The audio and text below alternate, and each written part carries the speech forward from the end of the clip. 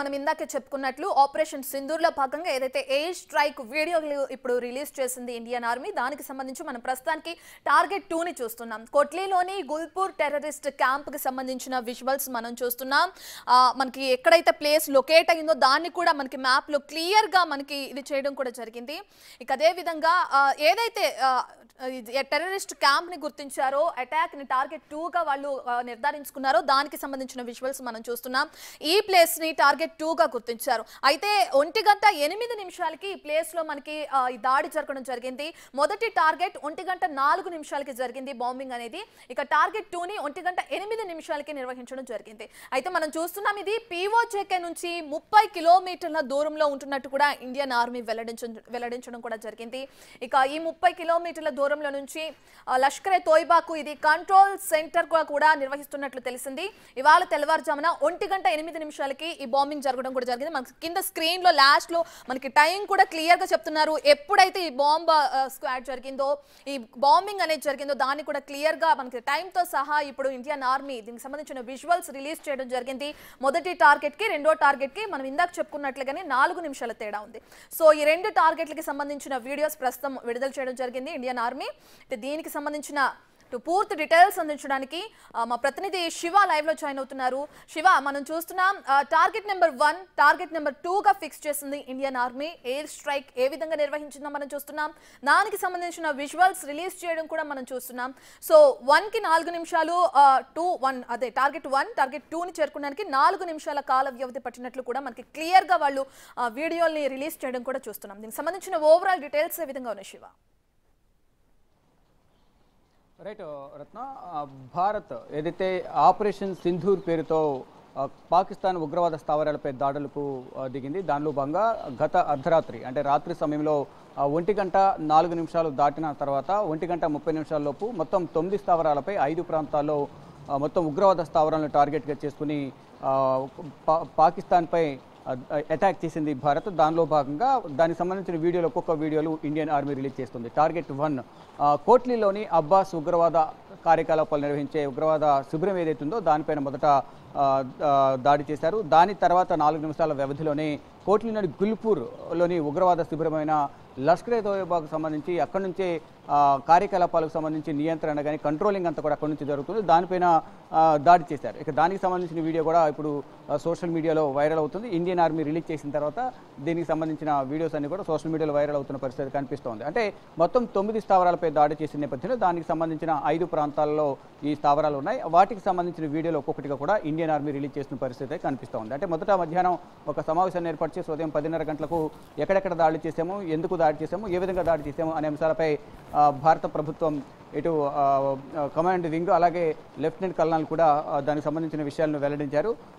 తర్వాత దానికి ఫర్దర్గా అప్డేట్స్ అన్ని కూడా ఇస్తూ ఉంటామంటూ కూడా వారు తెలియజేస్తారు. దానిలో భాగంగానే వీడియోస్ టార్గెట్ 1, టార్గెట్ 2, టార్గెట్ 3 ఇలా కొన్ని టార్గెట్స్ పెట్టుకున్నారు. ఆ విధంగా అంటే నిమిషాల వ్యవధిలోనే టార్గెట్స్ అన్ని కూడా ఫిక్స్ చేసిన నేపథ్యంలో మొదటి టార్గెట్ కోట్లీలోని అబ్బాస్ సంబంధించిన ఒక ఉగ్రవాద కార్యాలయంపై దాడి జరిగింది. తర్వాత 4 నిమిషాల వ్యవధిలోనే కోట్లీలోని గుల్పూర్లో ఉన్న ఉగ్రవాద శిబిరం లష్కరే తోయిబా ఏదైతే కార్యకలాపాలు నిర్వహిస్తుందో అక్కడి నుంచి నియంత్రణ అంతా కూడా జరుగుతూ ఉంటుంది. దానిపై దాడి జరిగింది, అది కూడా కూల్చివేసిన పరిస్థితి కనిపిస్తోంది. ఇలా అన్నింటినీ 9 స్థావరాలకు సంబంధించి 5 ప్రాంతాల్లో దాడులు జరిగాయి. ఇంకా ఏదైతే ఇంకా మిగిలిన ఉన్న స్థావరాలు అవుతున్నాయి అంటే మొత్తం 20కి పైగా ఉగ్రవాద స్థావరాలు ఉన్నాయి. ఆ స్థావరాలను కూడా మట్టుబెట్టే ప్రయత్నాల్లో భారత్ ప్రభుత్వం ఉంది. దానిలో భాగంగా ఇప్పటికే దానికి సంబంధించి కూడా ఒక ప్రణాళికను కూడా సిద్ధం చేశారు. మొదటగా 9 స్థావరాలు 5 ప్రాంతాలు ఈ దాడులు జరిగాయి.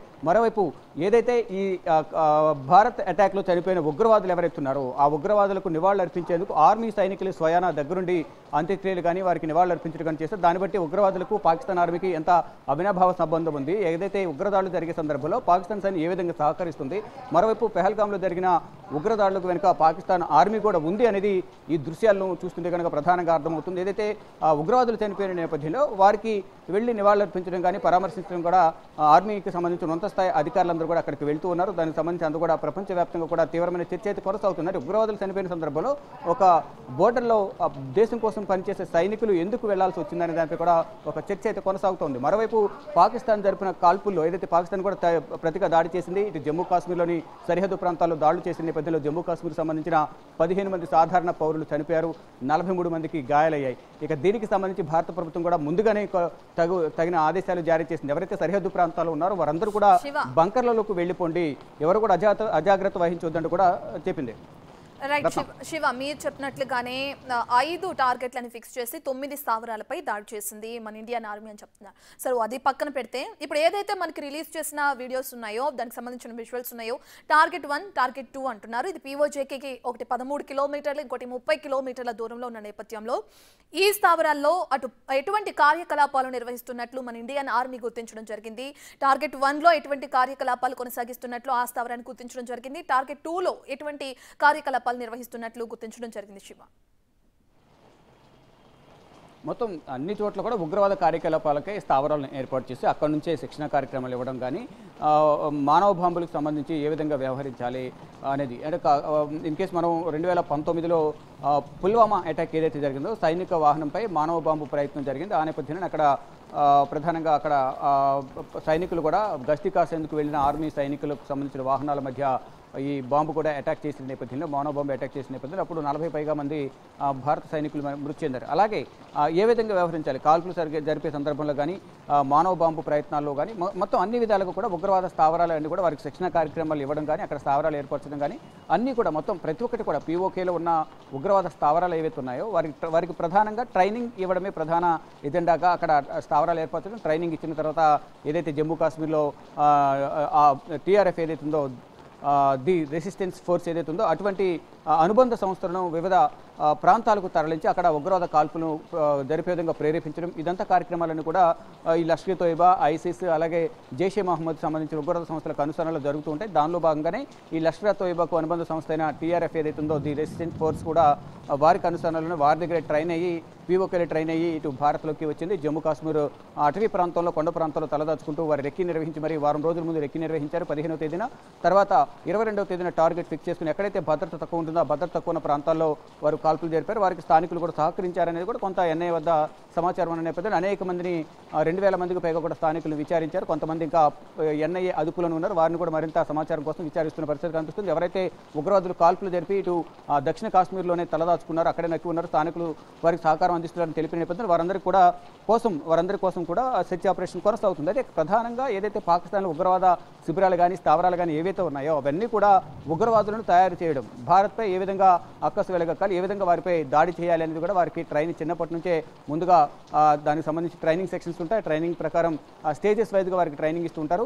కంప్లీట్గా కోర్స్ కంప్లీట్ చేసుకున్న తర్వాత వారిని రంగంలోకి దిప్పే ఉగ్ర కాల్పులు చర్యలకు దిగేందుకు, కాల్పులకు తెగబడేందుకు కూడా వారికి రంగంలోకి దిస్తూ ఉంటారు. అంటే మొత్తం కూడా ట్రైనింగ్ పర్పస్ వారందరూ కూడా ట్రైనింగ్ ఇస్తారు. తర్వాత అక్కడ పాకిస్తాన్లో ట్రైనింగ్ ఇచ్చిన తర్వాత ఇటు ఇరాక్ దేశాల్లో కూడా వారిని తరలిస్తారంటూ కూడా సమాచారం అయితే ఉందో. దానికి సంబంధించి ప్రధానంగా ఇటీవల ఏదైతే జమ్మూ కాశ్మీర్లో ఇటు పెహల్గాంలో ఉగ్రదాడి జరిగిన తర్వాత దానికి ఎవరైతే ఉగ్రవాదులు ఎవరైతే ఉన్నారో ఉగ్రవాద ప్రేరేపిత ప్రాంతాల్లో ఉగ్రవాద ట్రైనింగ్ శిక్షణ తీసుకుంటున్న వారందరికీ సంబంధించిన డీటెయిల్స్ అని కూడా నిఘా విభాగాల వద్ద ఉన్న నేపథ్యంలో వారికి సంబంధించిన ఇళ్లను కూడా కూల్చివేస్తారు. దానిలో భాగంగా మహమ్మద్ జమీల్ అనే ఉగ్రవాదికి సంబంధించి నివాసాన్ని కూడా అతనే 2016 నుంచి అతను మాకు అందుబాటులో లేరు, అప్పటి నుంచి మాతో మాట్లాడడం లేదనేది కుటుంబ సభ్యులు చెప్తున్నారు. కానీ ఆయన ఉగ్రవాద కార్యకలాపాలు పాల్గొంటున్నారు, ఇరాక్లో ఈ ఉగ్రవాద కార్యకలాపాలకు సంబంధించి శిక్షణ పొందారు, అక్కడ ఉంటున్నారు అనేది కూడా ప్రధానంగా తెలుస్తోంది. పాకిస్తాన్తో లింకప్ అయి ముందు POKలో అక్కడ వారి దగ్గర నుంచి శిక్షణ పొందారు. తర్వాత ఇరాన్లో పలు ప్రాంతాల్లో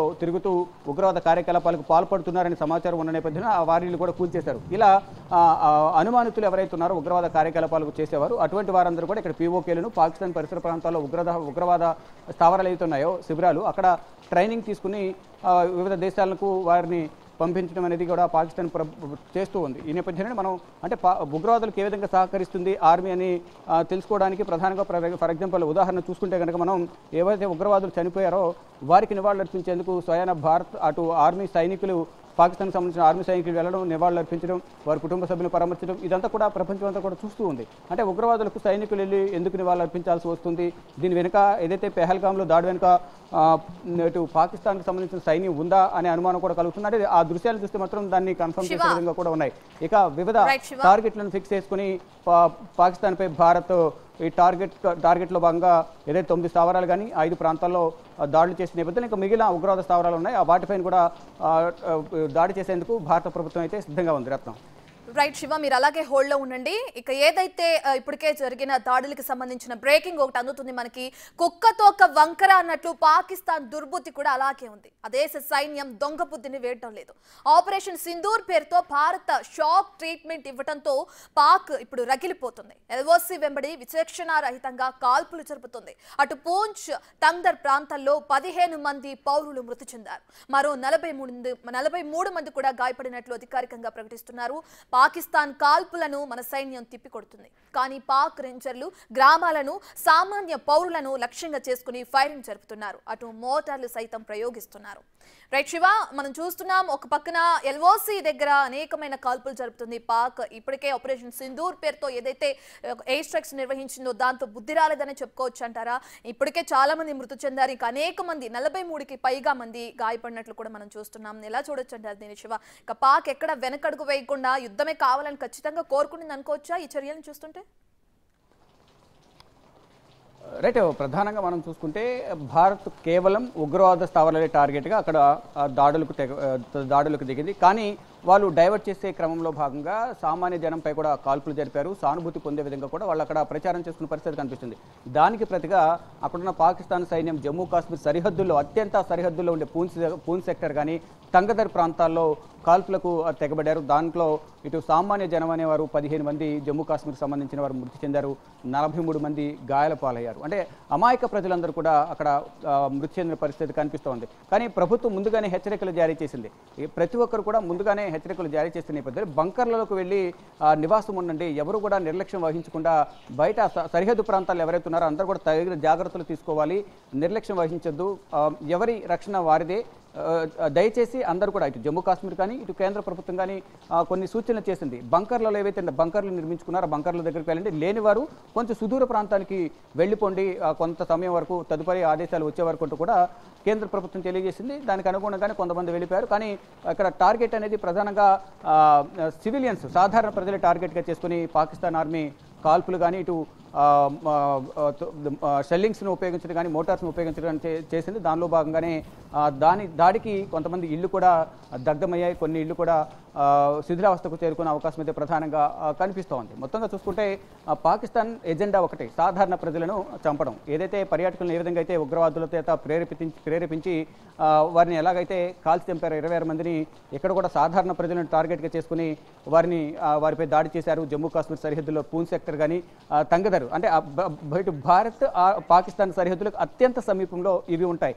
ఈ నేపథ్యంలోనే ఆ సరిహద్దు ప్రాంతాల ప్రజలను, ఇళ్లను టార్గెట్గా చేసుకుని వారిపై అటాక్ చేసిన నేపథ్యంలోనే 15 మంది సాధారణ ప్రజలు ప్రాణాలు కోల్పోయారు. 43 మంది గాయాల పాలయ్యారు. అయితే వారిలో కొంతమంది పరిస్థితి కూడా సీరియస్గా ఉన్నట్లు కూడా తెలుస్తుంది. అయితే ఈ దాడి నుంచి తప్పించుకోవాలంటే అందరూ కూడా బంకర్లలోకి వెళ్ళిపోండి అంటూ కూడా ప్రభుత్వం ఆదేశాలు జారీ చేస్తోంది. దానికి అనుగుణంగానే ఇప్పటికే చాలా మందిని సురక్షిత ప్రాంతాలకు తరలించినట్లుగా కూడా తెలుస్తుంది. కానీ ఇటు భారత్ మాత్రం కేవలం ఉగ్రవాద స్థావరాలే టార్గెట్గా దాడులు చేసింది. ఈ నేపథ్యంలోనే ఇక్కడ విమాన రాకపోకలు కూడా మొత్తం అన్ని కూడా నిలిపేసిన పరిస్థితి కనిపిస్తుంది. ఒకవేళ విమాన రాకపోకలు కొనసాగితే ప్రాణ నష్టం అనేది చాలా ఊహించడానికే చాలా కష్టంగా ఉండే అవకాశం అయితే కనిపిస్తుంది. ఎందుకంటే విమాన రాకపోకలు కొనసాగితే ఆ విమానాలను టార్గెట్గా చేసుకుని విమానంపై దాడి చేస్తే దాంట్లో ఉన్న ప్రయాణికులందరూ కూడా మరణించే అవకాశం ఉంటుంది. కాబట్టి ఎందుకని విమాన రాకపోకలు కూడా కంప్లీట్గా భారత ప్రభుత్వం తదుపరి ఆదేశాలు వచ్చే వరకు కూడా ఎవరు కూడా రాకపోకలు కొనసాగించొద్దంటూ కూడా ఇటు విమానయాన సంస్థలు కూడా ఆదేశాలు జారీ చేశారు. ఇక మొత్తంగా చూసుకుంటే ఉగ్రవాద స్థావరాలపై దాడులు చేసే నేపథ్యంలో ప్రతీకార దాడి తీర్చుకునే క్రమంలో సాధారణ ప్రజలపై వారు కాల్పులు జరుపుతున్న పరిస్థితి కనిపిస్తోంది. రత్న.